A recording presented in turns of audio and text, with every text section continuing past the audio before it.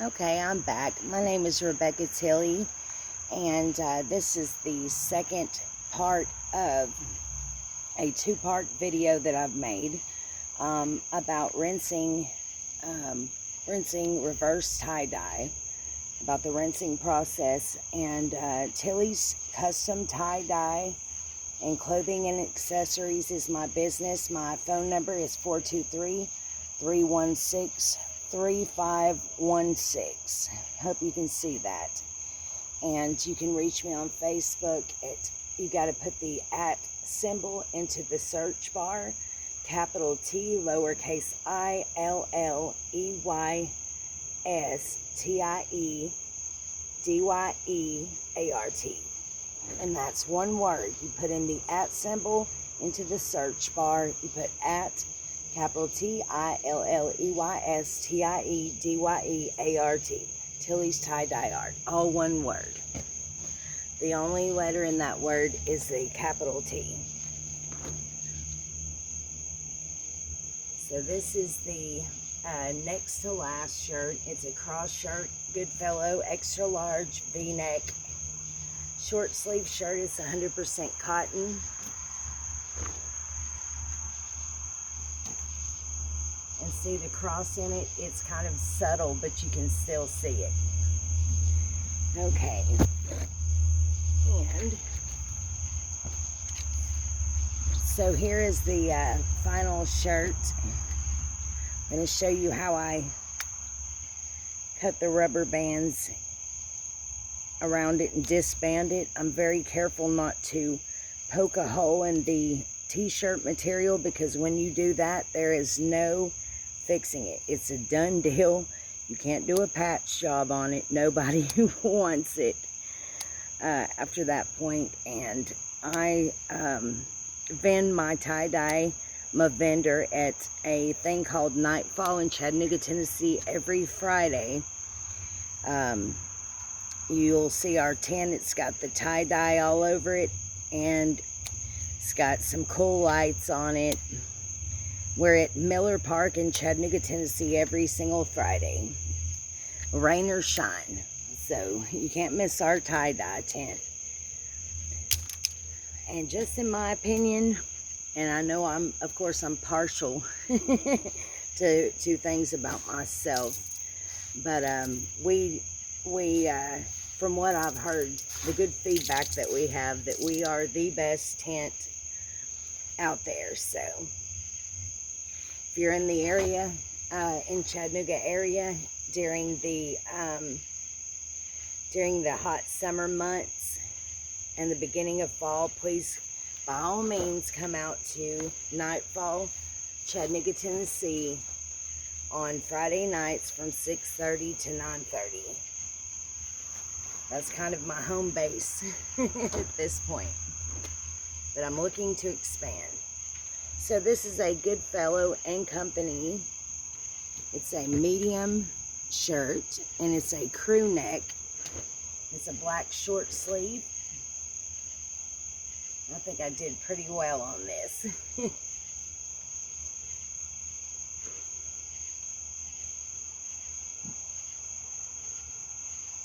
And this is also a cross shirt,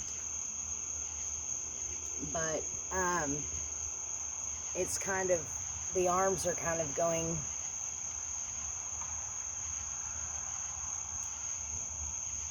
actually this is not a cross shirt, but it turned out really cool either way. So you can just look at it and see what you see in it. Kind of looks more like a cross in the back than it does in the front. So, but it's still cool nonetheless.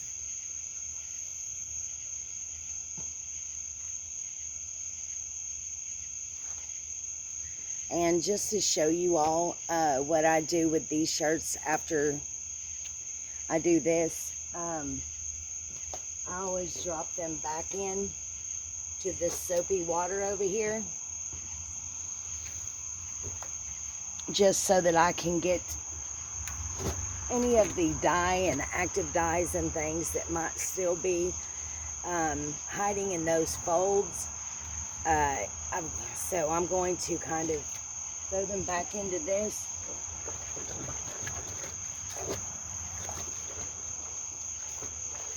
I'm going to swoosh it around and I'm going to swoosh this around and actually get some of that excess dye that's left in there out of it. So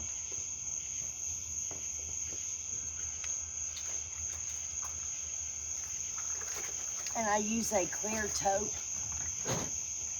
when I'm doing this so that I can see what color the water's becoming, because if it gets so murky that I can't see through it, what I like to do is just dump it out and put some fresh water and stuff in there, because don't ever leave your tie-dye because your phone rings or someone knocks on the door.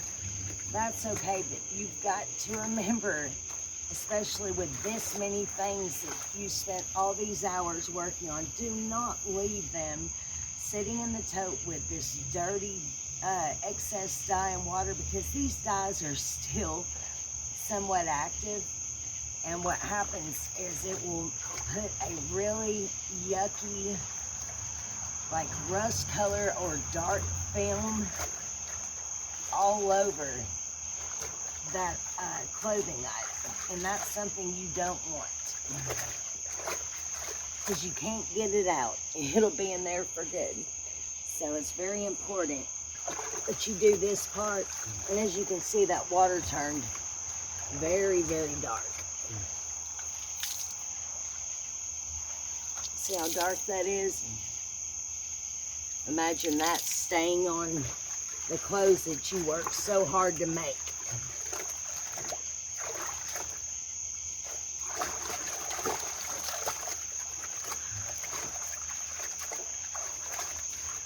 Take each one of these things once again, and I'm going to squeeze them out, make sure that the water is running clear that's coming out of them. And I'm going to take them and I'm going to throw them right back into this thing right here. Throw them back in, and then just like that. And I'm going to make sure these items are also opened up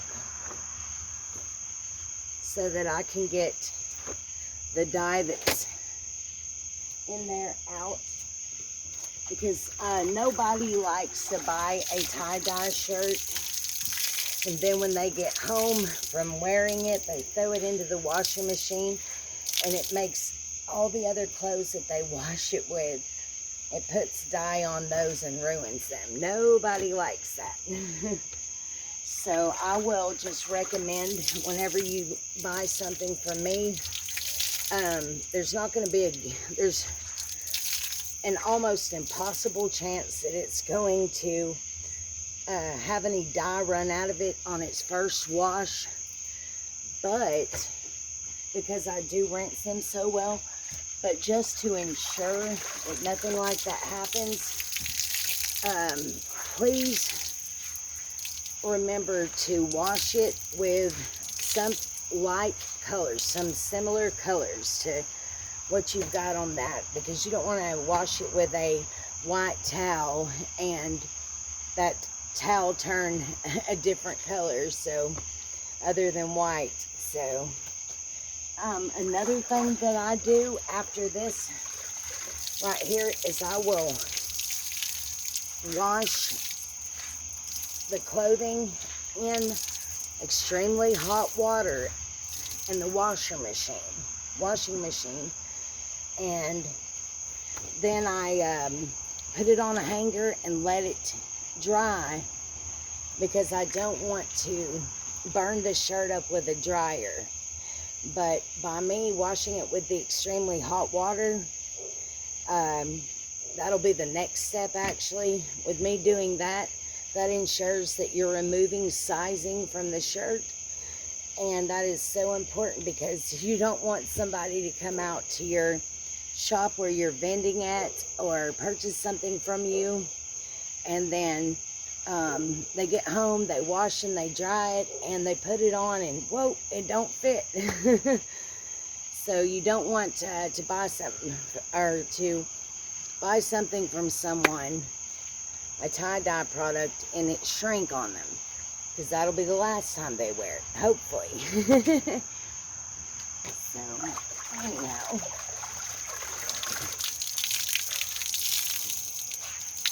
that's one thing I can guarantee you. If you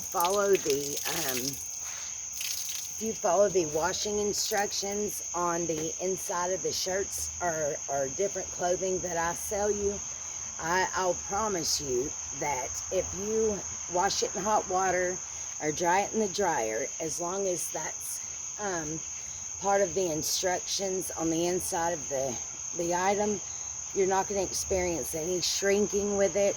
I removed the sizing with hot water, so I just wanted to go back over that with you. And it's very important, once again, that you don't twist these items whenever you're wringing them out. Some people even like to use, because a lot of people have a lot of people have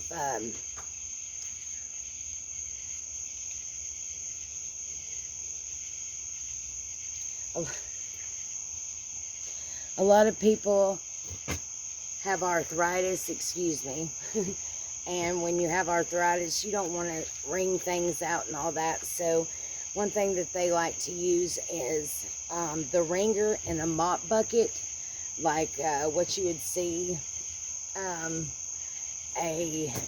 like a maid would have, one of those big yellow mop buckets with the wringer where you pull the lever down. That's good. It is awesome to use something like that, and I know that I'll be purchasing one in the near future. But I don't recommend the kind that you put the mop down in, like the non-commercial kind that you put down in there, and it's got the drain holes like a colander does, and you twist it, because it's going to once again do the same thing that would happen when you wring out by twisting fabric. So, but anyhow, I guess that's about everything that I had to share with you all. And I hope that you enjoyed my video. You can catch me on Facebook.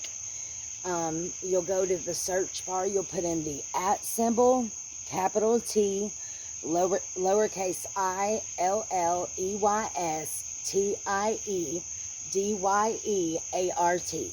That's @Tilly's Tie Dye. Remember, a capital T, and you've got to put the @ symbol in first. And then you can also contact me through Tilly's Custom Tie Dye Clothing and Accessories. We're located in Chattanooga, Tennessee, and the phone number is 423-316-6516. Again, that's